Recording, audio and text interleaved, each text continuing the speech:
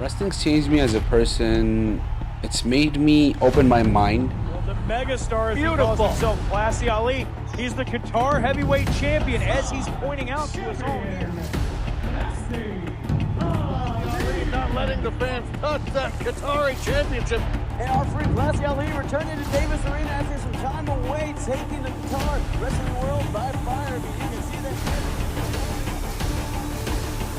In the year 2000, someone gifted me a PlayStation. I got a CD of a game called SmackDown 2 Know Your Role. Didn't know what's going on. What's The Undertaker? What's The Rock? Why are these guys fighting? No clue whatsoever. Suddenly, having breakfast, the TV comes on and these guys are real. They're on the television. They're not just a video game. And that's the beginning of the story of the Classy Ali in the wrestling world. And whenever anyone asked in malls and Eid or wherever, what do you want to grow up and be? Everyone said, I want to be a footballer, I want to be a doctor, an engineer, a pilot. They asked me, what do I want to be? I want to be a professional wrestler. And the first thing that would come back to me is a look of surprise or shock or like disgust from the interviewer. What are you saying? Do you even know what a professional wrestler is? Before I was even born, my dad's been gymming. He used to take me to the gym with him. I get a wisp of a conversation between two gentlemen. And I was like, what are they talking about? And they were talking about some Mexican wrestling, some masked guys. And automatically while I'm doing bicep, I still remember I was doing bicep curls in Sheraton and I can hear these guys talking. And then me being the kind of person who's not very shy, who's very easily talking to strangers, I go in and enter the conversation. One of the gentlemen was like, oh, you're a wrestling fan? I'm like, yes, I'm a wrestling fan. He introduced himself as Ali Al-Ma'rafi, and I was like, my name is Ali Al-Majid. He told me there's a show coming in Qatar, are you going to it? I was like, I don't even have a clue. He showed me the tickets. I was like, oh, front row tickets are nice and cheap, 500 riyals. I was like, cool, I'll go for it. He's like, this is my show. I was like, oh, nice. The first time he told me he wanted to be a wrestler, I was like, Ali, this is a hard challenge because in Qatar we don't have these training grounds for wrestling, we don't have any academy for wrestling, and he told me something will work out, but I want to be a wrestler. We got the news of QPW in Qatar and that they have a training place and everything, and I was like, I know it's a Qatari culture and it will be hard for you, but because it is approved in Qatar, QPW, I think you have a good chance of being a wrestler. So I'm joined by one of QPW's classiest It's superstars. a QPW Academy in Qatar. And I was like, all these years when I was a kid, I used to say I'm going to be a professional wrestler. And now there's a QPW, a wrestling academy in Qatar. I was like, this is a culmination of all those years of me saying I'll be a wrestler, I'll be a wrestler. I didn't know how I'll be a wrestler, but I'll be a wrestler.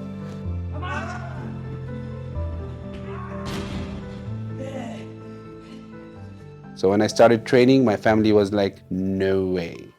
My dad comes to me, my mom comes to me. They're like, you know, you're from Al Majid family. Our family is very much known for jewelry, for watches, for pearl, big businessmen. I told them, listen, I'll give you a challenge. You come to the first show. If you don't like what I'm doing, I will stop wrestling and thank you very much. You have a deal.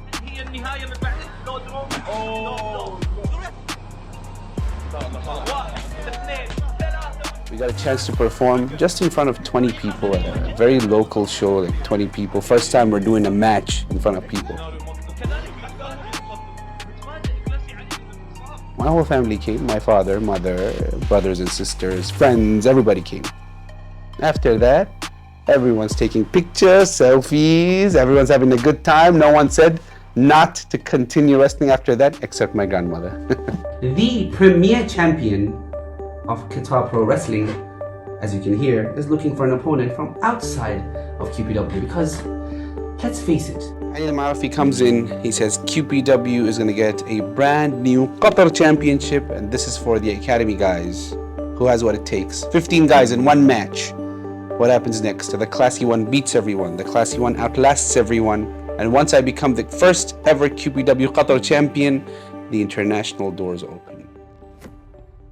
Brindando toda la confianza para avanzar a la siguiente fase. Desde Doha, Qatar, a Wrestling Classy Ali. But it needs to turn around. Classy Ali's back in the ring. Stunner. A Qatar stunner. It's taken me into locker rooms with guys that When I started watching wrestling, I used to watch them on TV. Never in a million years I'd imagine I'd be sitting next to them in the locker room, having a good coffee, having a laugh, talking with them, chilling with them. So just this championship, winning this belt, has opened the entire world for me. Qatari people around us are being more open-minded about wrestling in general because of the way Ali is being seen on TV and the way he is wrestling. At the end of 2024, I'm in Dubai for a show and I finished the match. I'm taking my shoes off and a gentleman steps next to me and this belt's on the ground and he's like, Classy Ali, I want to come to Qatar and challenge you for the QPW Qatar Championship. I'm like, okay, anytime, you're most welcome. Because when I looked up, it's an ex-WWE guy. His name is Trent Seven, British wrestler, strong style wrestler. He comes in and he challenges me and I'm like, I'm the kind of guy who says, yeah, sure, why not? I go to the boss, I tell him, listen, Trent Seven wants to come to me and challenge me for my title. Book me in a match with him. The boss says, QPW Superslam 3, done. Trent Seven versus Classy Ali. And I'm like, wow.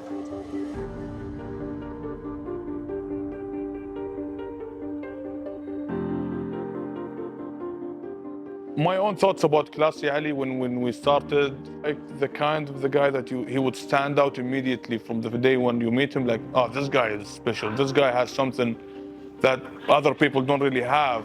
So one of the main things that Classy had an issue with before the SuperSlam match, he had a lower back injury. And we all know that lower back injuries are no joke. But he has a big match that he needs to win, and that's where I stepped in as a coach. I had to talk to him, like personally, one-on-one. He's like, hey, I understand that you have a lower back issue, but you need to do what you need to do. Get in training, do your things, do the drills that I ask you to do. And he was like a little bit hesitant, but with a little bit of convincing, he did it, which is nice. Come on, let's go. 2 roads to the front. Come on. When I see Classy Ali at the training, I didn't feel he is a good wrestler to take this champion. Sometimes he want to train, sometimes no, I'm getting injured, my back it's hurting me like this. So if you don't want to wrestle, go to your home.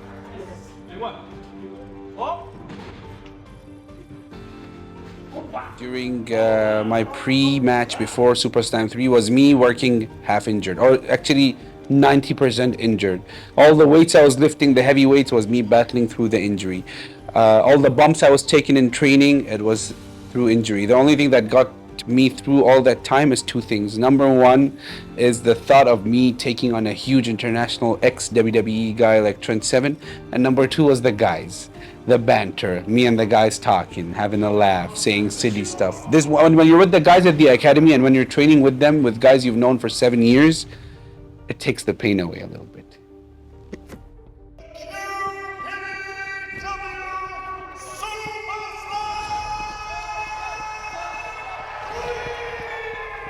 What's going through my mind is I'm representing Qatar as Qatar champion. At the same time, I'm nervous. I'm going up against an ex-WWE guy, probably one of my biggest challengers for this championship. Walking around backstage, I'm seeing all these huge wrestling stars that I used to watch on television as a kid, and now suddenly they're walking around backstage with me. They're also getting ready. So there's like a bit of trepidation, but nervousness. Everything's mixed up together.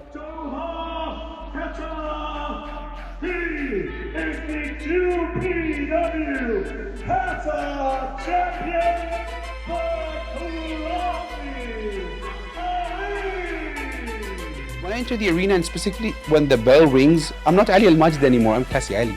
Like, I've become the character that was created to be on television. I don't know, my brain alters itself.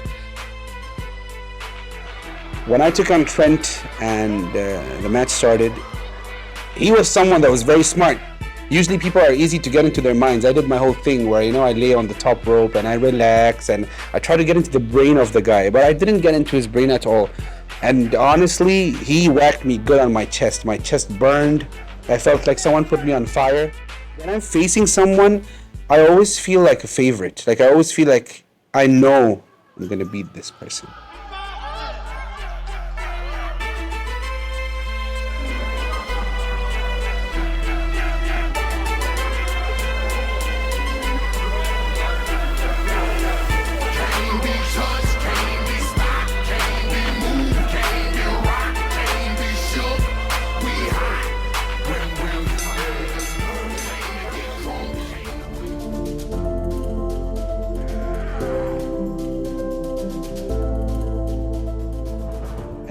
eyes and in the eyes of my Berg Enterprises and my loving fans, I believe that I am the best. Simple. And my track record in QPW shows that. Slam 3, night 1 is over. A historic night in the books. Qatari Ali retained his QPW Qatar championship. As his coach, as his friend, I couldn't be any happier. Seeing him winning, raising that belt in his hand, doing his own, poses, all of that just made me really happy. I was like genuinely proud. Classy Ali. Classy Ali. You won the night. Superslam 3. What a night. What a night indeed. What a match against a formidable opponent. Probably the toughest opponent in my entire career. As you can see, he's left marks all over. Ali's journey has inspired me, and the way he did it, I think it should motivate the younger generations and inspire them to do what they want to do. Pro wrestling isn't just about strength.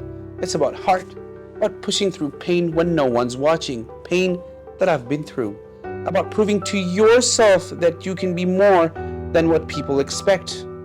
Every match, every fall, and every single victory that I've had, that's all part of the journey. And my journey, it's just getting started. Now, if you have a dream, don't wait. Chase it, fight for it, and never stop believing in yourself. Wrestling's changed me as a person. It's made me open my mind to things that I wouldn't have before it. It's made me see the world. I'm a very outgoing person, but I like to stay home. I don't like going out much. So it's made me go to places of the world I probably wouldn't have gone to.